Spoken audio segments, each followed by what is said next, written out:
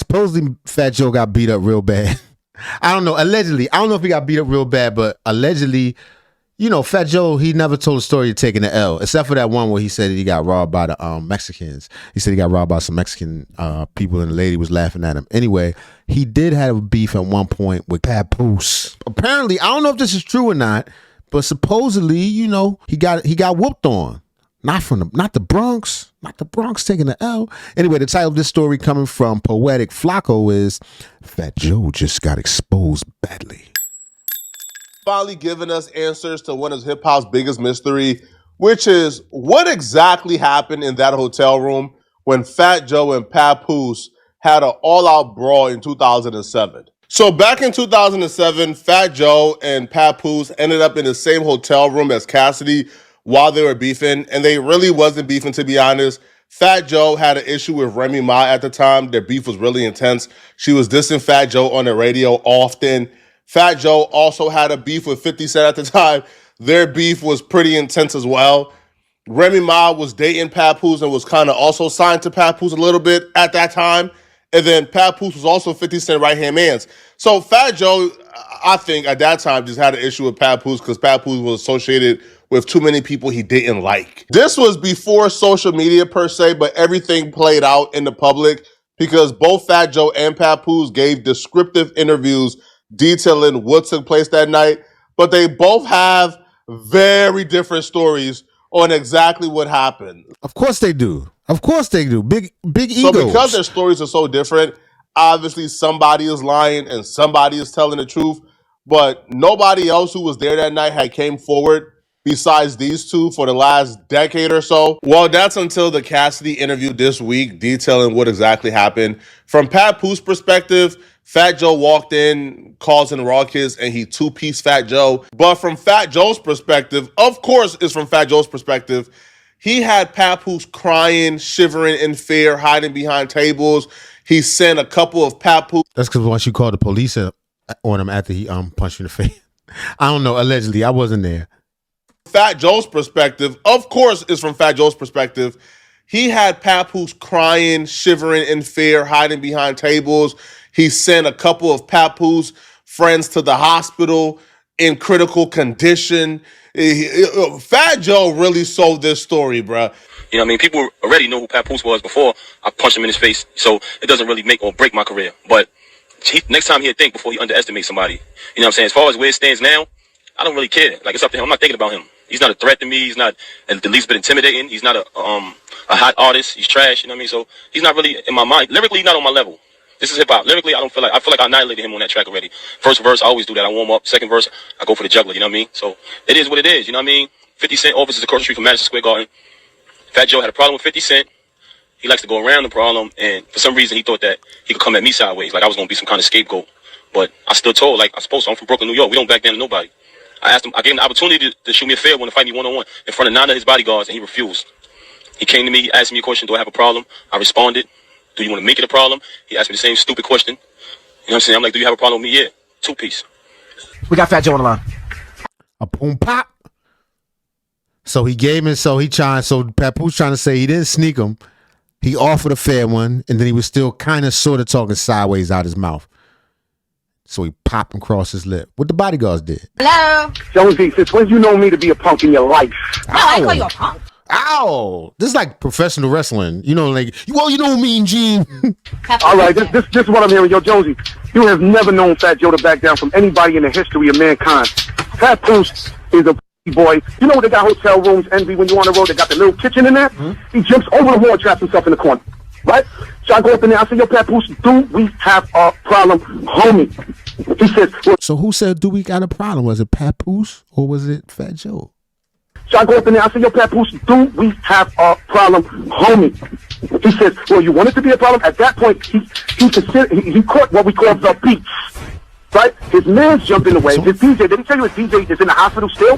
His man jumps in the way, got 2-piece Bloody Mary. His whole face is ripped up.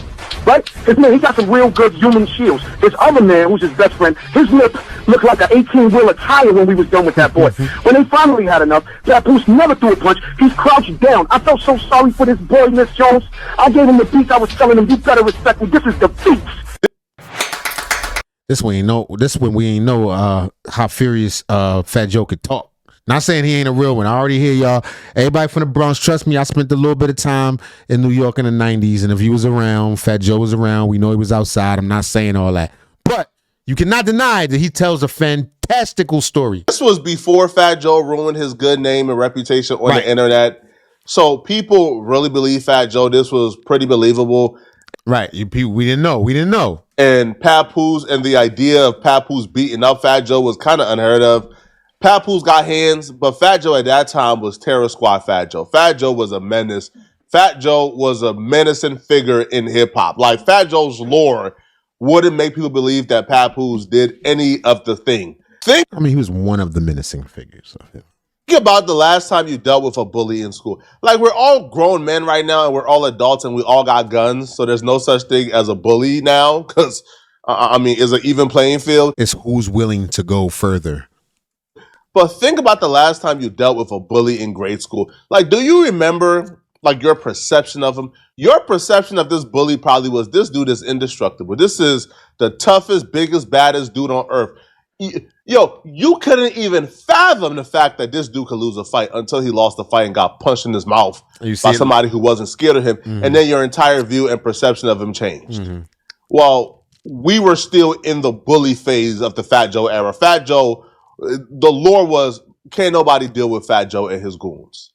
It didn't seem like that, but it did seem like they was, but it was a lot of teams like that at that time. So Papoose had an uphill battle trying to convince any or everyone that he actually gave Fat Joe a fight. So Papoose pretty much lost the battle of public perception at that point. Now, Cassidy did an interview today where... We also didn't know that Papoose was known for punching a nigga in the mouth. You know what I'm saying? He is responding... He just revealing exactly what happened in that hotel room. And I'll be real... If I had to choose between whose story is more accurate, Fat Joe or Papoose, I'll probably say Papoose' story is a tad bit more accurate. So later on when I'm in my room, playing cards, smoking, everybody around, chilling, whatever, so I get a call, and it's Papoose. I'm like, yo, boy, what's up? I'm like, yo, we in room such and such and such. You smoke? He like, nah, I don't smoke, but some of my homies do and all this. I'm like, well, we burning it down. We out here, girls up here, all this shit. Come through here, like, we here, whatever. He like, all right, bro. I don't remember the exact, but we hang up, finish playing drum. 30 minutes later, 20 minutes, whatever it was, knock at the door. So my nigga holding me down. He go to the door, he look out. He like, yo, it's Pat. Is that boy Papoose and some of his niggas. I'm like, all right, let him in. So open the door. It's Papoose and like 5 of his homies. Yeah, okay. DJ, 5 of his niggas. So they all come in. We chilling. He playing his music. Listening to his tape that he was working on at the time. And we vibing. It was cool. It was chilling. Then after his tape play, I don't know how many minutes, because I don't know, we smoking, we chilling, but then there's another door. Nah. My nigga go to the door. Yo, it's Fat Joe. It's Fat Joe at the door. So I'm like, Fat Joe, the rapper Fat Joe? He's like, yeah, nigga, Fat Joe. Yeah. I'm like, all right, well, let him in. Yeah. Like I told you. And you was cool with Fat Joe at that time. I just told you that in the beginning, like, I fuck with Fat Joe. I don't got no problems. Right. I don't know what's... But did you know it was there? Did you invite him, though? Going on with... him and Pap at all. Remy, because I'm thinking Remy down with Fat Joe. Right, I don't know, like, this mess with Remy and this a problem with Fat Joe. Oh, okay, so Remy was already there. So he like, would you call your peoples or something? One of the things that stood out to me was when Cassidy and Papoose is chilling, Cassidy says the homie tells Cassidy in front of everybody, in front of Papoose as well, yo, Fat Joe at the door. Papoose didn't offer no resistance. Papoose didn't say, nah, don't let him in. Nah, chill, don't. All right. Nah, for the most part, the way Cassidy is telling the story, Papoose kind of stayed quiet. Kind of like, from like, it's whatever.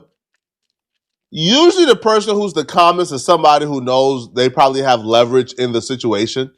And that leverage probably comes with either Papoose had more people with him than Fat Joe did, or Papoose knows his hands works and Fat Joe hand don't work. But either way, Papoose stayed quiet, didn't really offer any objection to letting Fat Joe in, even though he knew that him and Fat Joe had some issues. And Fat Joe walked in straight wilding like a character out of a movie. And all this shit, I ain't put that shit together like that out. Right. Like, yo, ain't like he just barged in. Like, yo, this Fat Joe, what you want me to do? I'm like, Fat Joe, let him in. Like, that's my, I don't know. I'm not thinking like it's an issue or something. Right. So then, Fat Joe come in.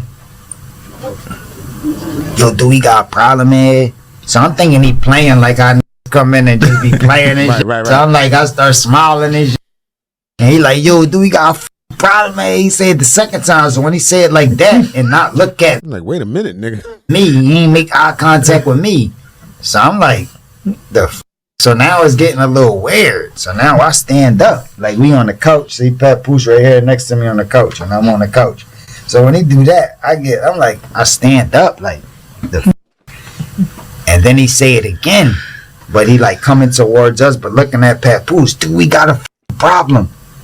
And he looking at Papoose, and then Papoose looking like. But when they start going through that, that's when my see that is between Fat Joe and Papoose. So I got money and jewelry on the table. So my start grabbing my shit.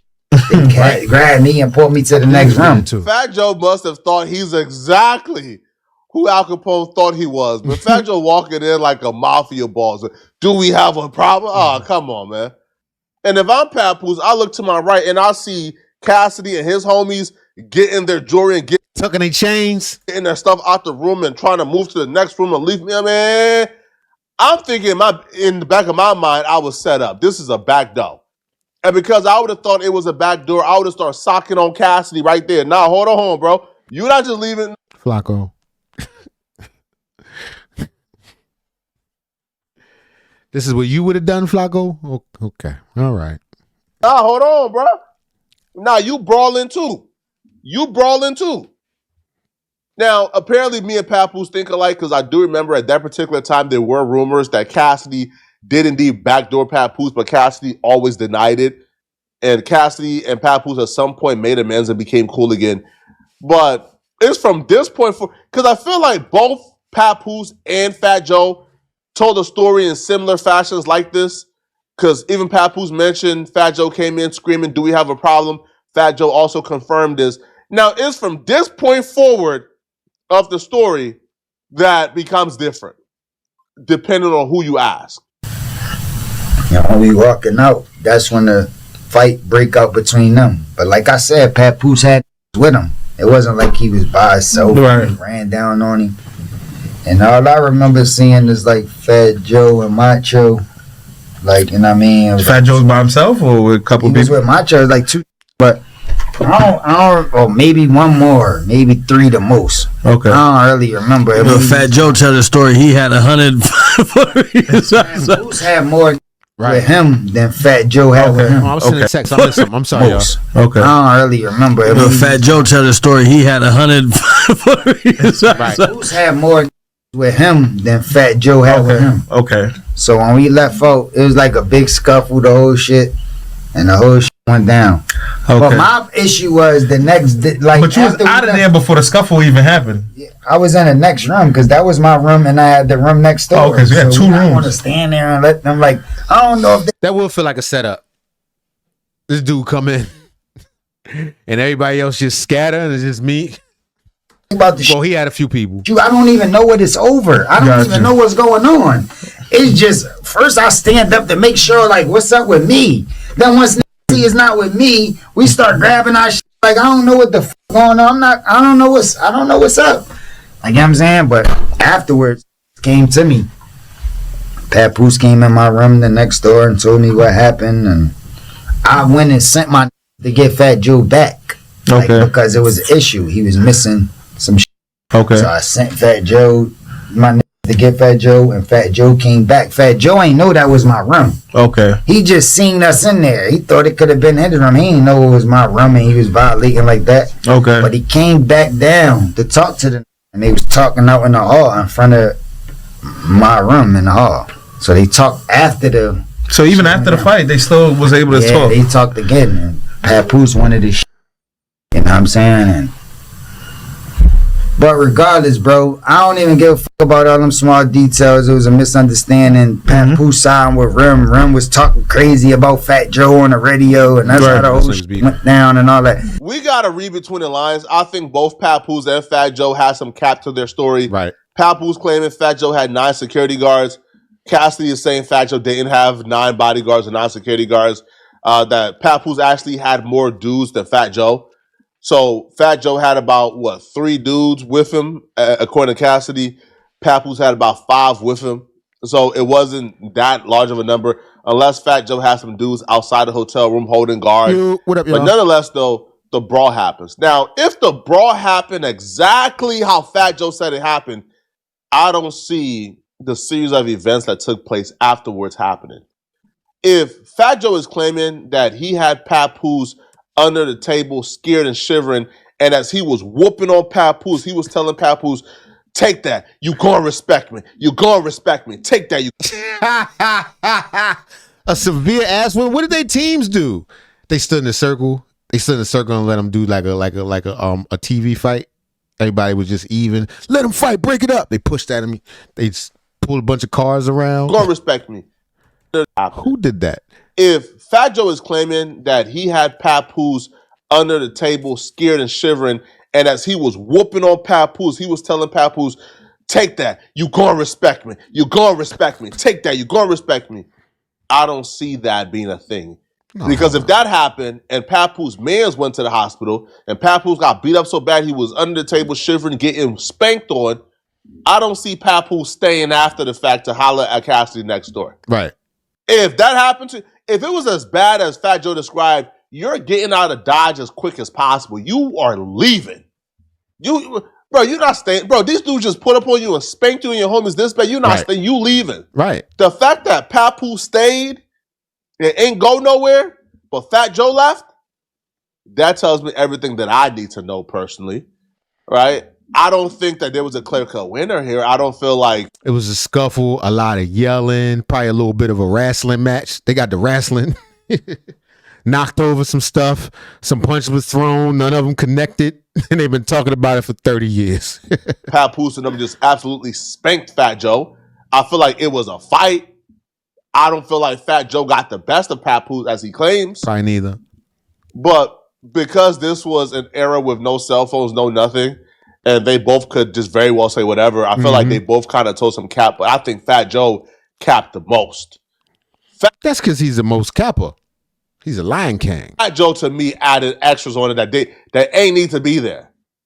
Now, Cassidy addresses the backdoor accusations and why him setting up Papoose makes no sense. But regardless, it's just the next day. I just feel like my name was in it. Like right. I set Pep up. Got you. Yeah. And I did this, and right. I'm like, yo, like we not gonna do that. Like whatever happened. But I'm not gonna set you up. I don't got no problems with just my first time meeting you, Papoose. Why would I set you up? I don't know. That's all the more. That's exactly who you set up. I'm just saying, you don't set up somebody you've been knowing. He says, my first time meeting you, Papoose. I don't know, Papoose. This is my first time meeting you. Why would I set you up, Papoose?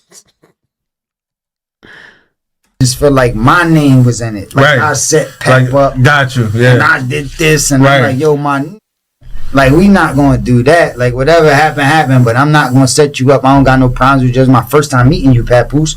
Why would I set you up? I don't got no issues with you. Right. And if I do set somebody up, it's never gonna be Fat Joe and Macho. Not saying they can't handle themselves, but they not I wouldn't set you up with them. Like why would Terror Squad be running in there if I set you up? Right. Like if I right. And I'm not accusing him of doing it. at all. You know, I don't I don't know. Maybe he paid him or something like that. But I don't know. And I would imagine if somebody was going to set somebody up, it would be more like a robbery for some sort of a profit. Not that I'm advocating anything like that. It doesn't make a lot of sense. But unless, you know, Joe threw something at him, who knows? I set you up. It's gonna be different. It's gonna be a different scenario. What are you talking about? Like,